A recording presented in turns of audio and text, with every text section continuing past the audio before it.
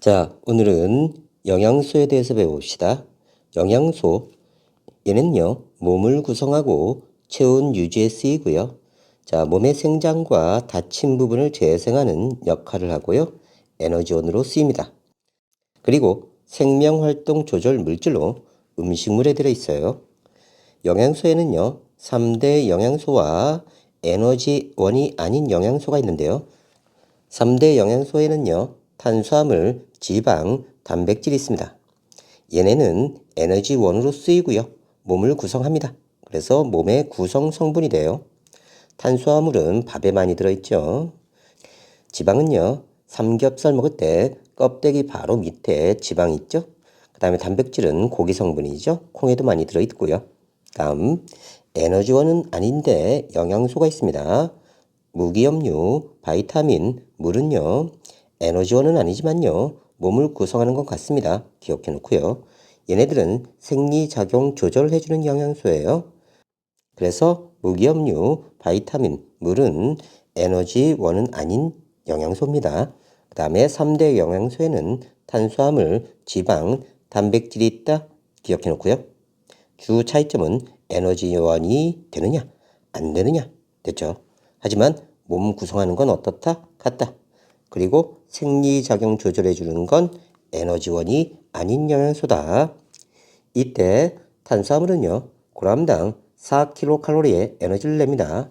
2kcal는요, 에너지의 단위예요. 열량의 단위고요. 단백질은요, 역시 g당 4kcal이고요.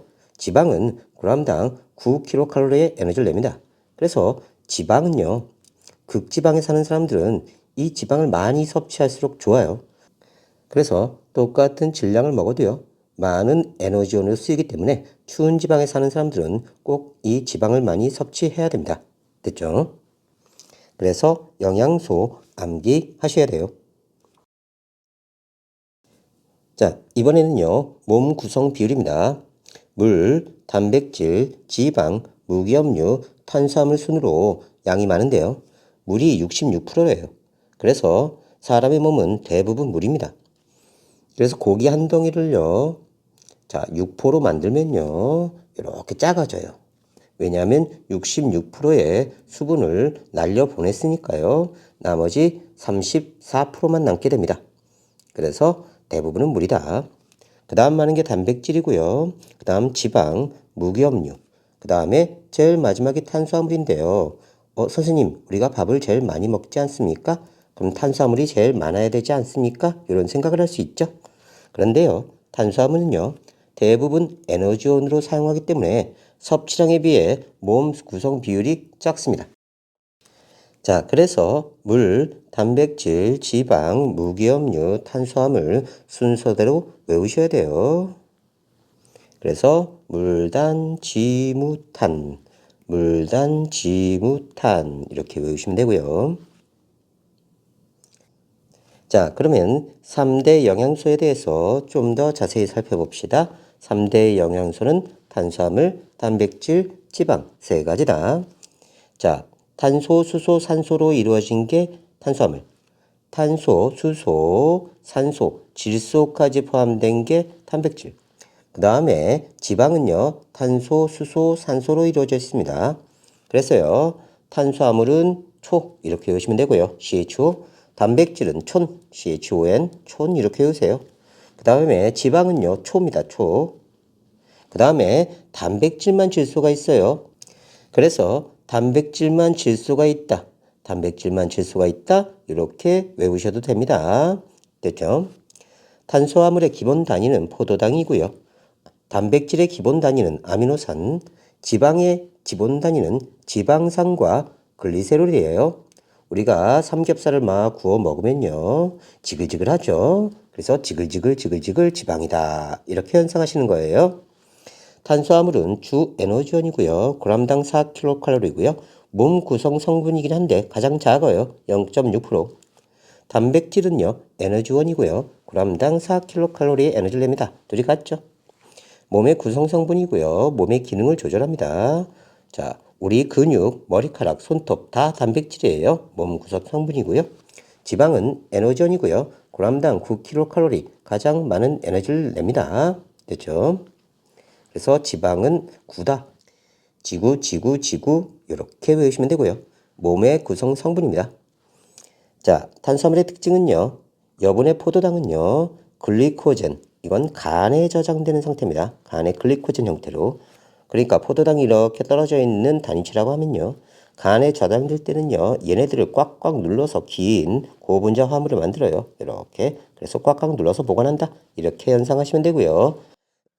또한 탄수화물은요. 포도당 형태로 저장되는 게 아니라 지방 형태로 저장됩니다. 그래서 포도당은 글리코젠 아니면 지방으로 저장된다. 다음 단백질은요. 세포의 원형질, 효소, 머리카락, 근육 등을 구성하는 중요한 성분이다. 선생님 원형질이 뭐예요? 자, 세포가 있으면요. 태어날 때 핵과 그다음에 세포질에 여러 가지 세포소 기관들이 있고요. 이 상태가 원형질입니다. 세포가 태어날 때 그냥 가지고 있는 거예요. 후형질은요. 액포처럼 세포가 탄생한 뒤에 그 뒤에 나타나는 걸 우리가 후형질이라고 해요. 그래서 원형질은 이렇게 연상하시면 돼요. 그냥 세포가 태어났을 때 그 상태 가지고 있는 물질. 그래서 세포의 원형질은요. 단백질로 구성되어 있고요. 효소, 머리카락, 근육은 모두 단백질입니다. 그리고 성장기 때는요. 세포수가 증가하기 때문에 많이 섭취해야 되고요. 지방은요. 지나치게 많은 양은 비만을 일으키고요. 고혈압의 원인이 되기도 하고요. 피부 밑에 저장되어 있는 지방을 우리가 피하지방, 피부 아래 하자, 피부 아래에 있는 지방을 뜻합니다. 피하지방, 유기용매의 장을 녹는다. 앞에서 했죠. 무기용매는 살 안 쪄요. 자, 물 같은 게 대표적인 무기용매고요. 유기용매는요, 유기물로 이루어진 용매입니다. 그래서 우리가 유기물은 살찐다, 에너지원으로 쓸 수 있다, 그런 물질로 만든 용매를 우리가 유기용매라고 합니다. 대표적인 게 아세톤이 있고요. 그 다음에 기름도 유기용매예요. 됐죠? 다음, 자, 탄수화물의 종류에는요, 단당류, 당 하나짜리고요, 이당류, 당 두 개가 이렇게 결합되어 있는 상태입니다. 이걸 글리코사이드 결합이라고 하는데요. 중학교 때는 알 필요는 없고요. 이당에는 엿당, 설탕, 젖당이 이당류에 해당되고요. 다당류는요, 당이 쭉 이어져 있는 거예요. 이렇게. 그래서 녹말 글리코젠은 다당류이다. 됐죠? 자, 그래서요, 엿당은요, 포도당과 포도당이 글리코사이드 결합을 통해서 만들어진 거고요. 설탕은요, 포도당과 과당이 만난 거고요. 젖당은요, 포도당과 갈락토스라는 단당류가 만난 겁니다. 그래서 외울 때는요, 여보뽀뽀, 엿뽀뽀 됐죠? 자, 설포과, 엿뽀뽀, 설포과, 젖포갈 이렇게 외우는데요. 학교에서 다루지 않으면 암기 안 하셔도 됩니다. 다음요, 탄수화물은 밥, 국수, 밤, 고구마, 감자에 많이 들어있고요. 단백질은 살코기, 생선, 달걀, 두부, 콩에 많이 들어있습니다.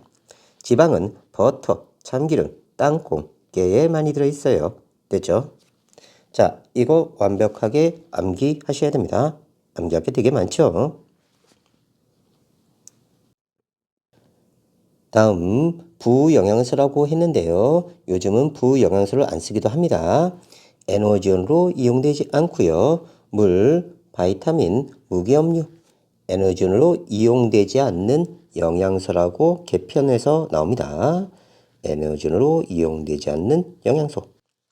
자, 물은요. 몸의 구성 성분이고요. 아까 66%로 가장 많은 부분을 차지한다고 했습니다. 영양소와 노폐물, 이산화탄소 등의 물질을 운반하는 데 주요한 역할을 하고요. 체온과 생리기능 조절에 관여합니다. 몸의 구성 성분 중 가장 많은 양입니다. 60에서 70%. 다음 바이타민은요. 몸 구성하지 않는다. 적은 양으로 물질 대사와 생리기능을 조절합니다. 그래서 바이타민은 아주 적은 양이 필요하지만 없으면 몸에 문제가 생겨요. 얘네들은요, 체내에서 합성되지 않습니다. 그래서 바이타민은 직접 섭취해야 돼요.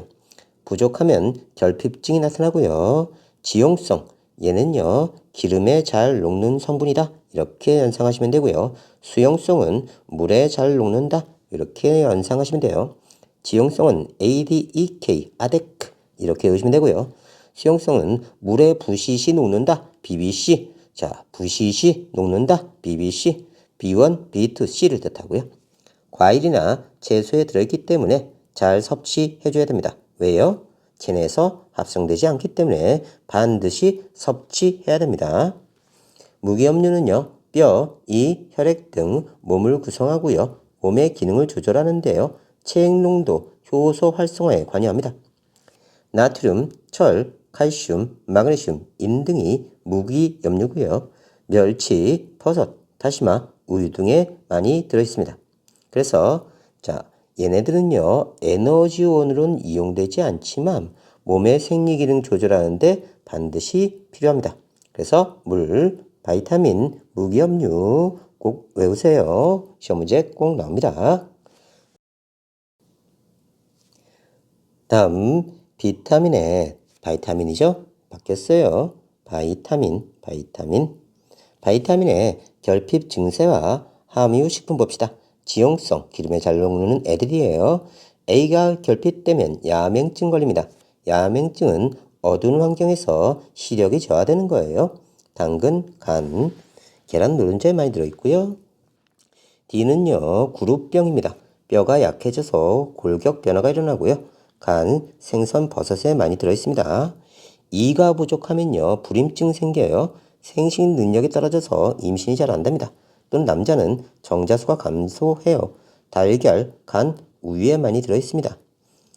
자, 그래서 외울 때는요, 자, 어두운 환경에 잘 안 보여요. 밤눈이 어두워요. 그래서 다쳐요. 그래서 아야, 이렇게 외우고요. 자, 뼈가 약해져서 골격 변화가 일어나니까 잘 못 씻어요. 디러버, 구리구리에, 이렇게 외우시면 되고요. 이는요, 임신, 불임증, 임신 잘 안 된다. 임신, 이렇게 외우시면 돼요. 다음, 수용성 비타민 B1, B2, C가 있는데요. B1은요, 각기병이에요. 다리 각자, 공기 기자. 다리에 공기가 들어있는 것처럼 부어요. 그래서 공유, 쌀겨, 신운에 많이 들어있고요.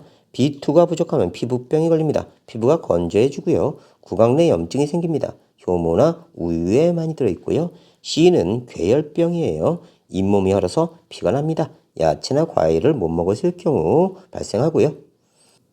자, 그래서 외울 때는요, B1, 원, 혼자 논다, 각기 논다, 각기 놀게 진수다, B1, 이렇게 연상하시면 되고요. B2, 자, 피부병,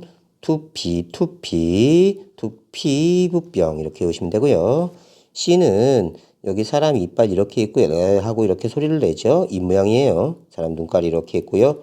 자, C는 입 모양이다. 잇몸에서 피가 난다. C, 입 모양이다. 잇몸에 피가 난다. 괴혈병, 시괴혈병 이렇게 외우시면 돼요. 됐죠?